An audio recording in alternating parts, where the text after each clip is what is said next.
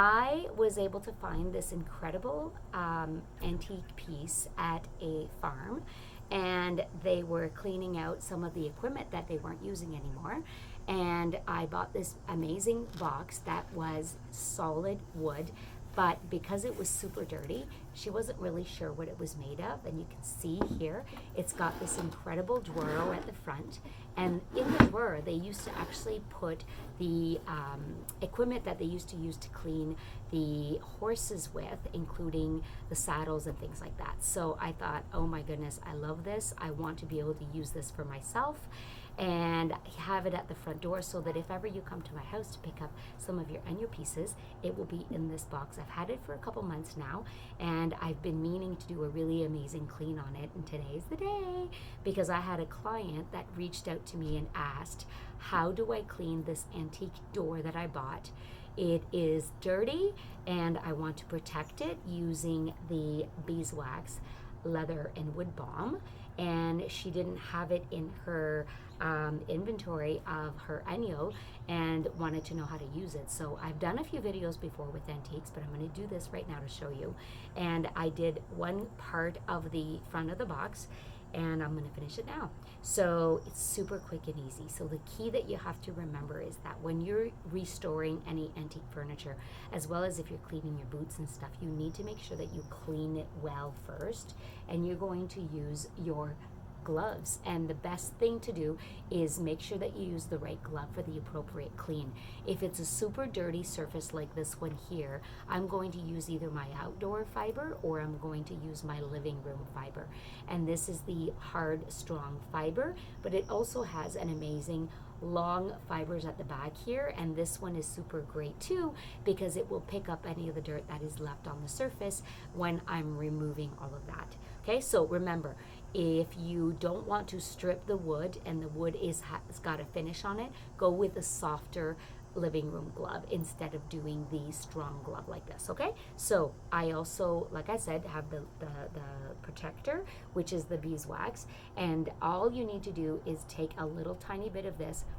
It smells beautiful. You'd love it. So what you're going to do is you're going to take some of this and you're going to apply it and protect your surface. You have to make sure that you wait for your surface to dry off before putting the leather wood balm, because you want to make sure that it's dry before adding it on top so that it does the job that it's supposed to do. Okay, so I'm going to put this aside and show you that after. Okay, so on here you can see that there's a spot that's clean because I used my glove and I basically just cleaned it using the strong glove and lots of water. So you're going to keep your spray bottle handy, and the spray bottle is what you're going to do is if your glove is dry, you're going to wet your glove using the spray bottle. You can spray upside down, as you know.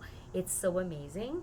I love using my ENJO. So I'm going to spray on here, and I'm going to clean off the glove. So I'm going to take my glove on the strong side, where the sun side, it's super dirty because I did part of the box already.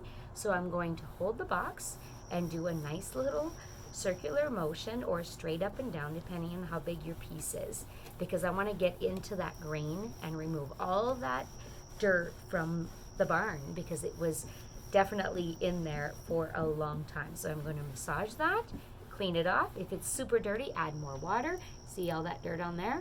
So then I'm going to take the back side and I'm going to pick up any of that water that's on there to remove that. So this is basically all you need to do. So whether it's your motorcycle, whether it's your boat, especially if your boat has that black buildup on it from the environment, you're going to wash your surface. And look at this. Isn't this amazing? This is how you clean antique pieces of furniture. I'm going to show you the back side that I did already. See how I've protected that one side of my box here? So that is after you put the leather wood balm on it. So you're going to wash your surface, allow it to dry, and before applying the leather wood balm, you're going to, before applying leather wood balm, you're going to let it dry so that you can have this beautiful finish. So if I take my water bottle right now and show you how the water beads right off of that. See how it sort of sits inside here, but on this side, it beads right off. See that? So this is what you need to do.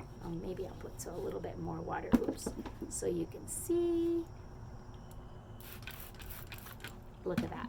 It just beads right off. That is the difference between how to protect your antiques and your pieces. So reach out to me if you have any collectibles that you would like to protect, and then I can help you in deciding whether or not you're going to use the strong glove, the soft glove, or the outdoor glove.